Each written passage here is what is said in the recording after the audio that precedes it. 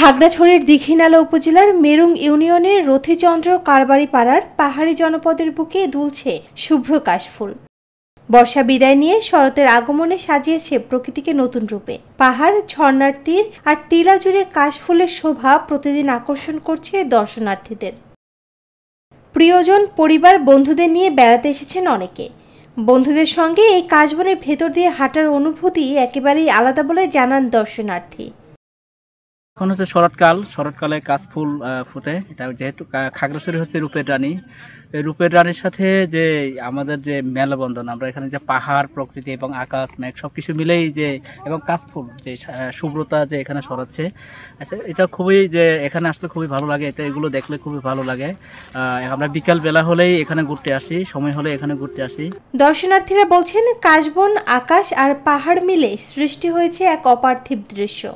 খাগড়াছড়ি পার্বত্য অঞ্চলে আপনারা সবাই জানেন যে ঝর্ণা, ঝিরি, তারপরে আলুটিলা গুহা, এই ধরনের পর্যটন কেন্দ্রের পাশাপাশি এই যে প্রকৃতি যে মানে নিজস্বভাবে ফুটে উঠেছে, যেমন এই শরৎ মাসে যে সুন্দর কাশবন, এই কাশবন দেখার জন্য এই যে গ্রামের লোকেরা বাহিরে থেকেও আসে।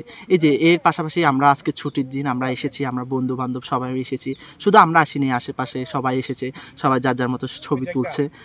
এটা এক ধরনের পর্যটন কেন্দ্রের মতো হয়ে উঠেছে, অনেক সুন্দর একটা স্পট। আর আকাশে যে মেঘের সাথে সাদা মেঘের সাথে সাদা কাশবন একদম একাকার হয়েছে।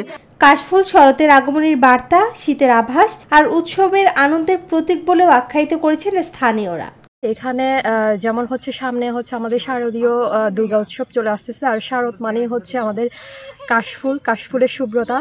তো সব কিছু মিলেমিশে হচ্ছে আমাদের এই পাহাড়, মানে যেখানে হচ্ছে জুম আছে, তারপর হচ্ছে বিভিন্ন ধরনের জুমের ফসল, পাশাপাশি হচ্ছে এই যে মানে কাশবন।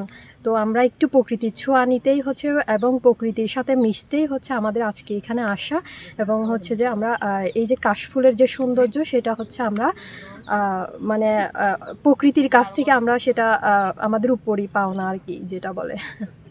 প্রকৃতি প্রেমীদের দাবি, এই কাশবন পর্যটন বান্ধবভাবে সাজানো গেলে দীঘিনালা হয়ে উঠতে পারে অনন্য ভ্রমণ গন্তব্য। শরতের এই কাশবনই যেন বাংলা কবিতার জীবন্ত প্রতিচ্ছবি, যেখানে প্রতিটি কাশফুল প্রাকৃতিক শুভ্র কাব্য হয়ে ওঠে।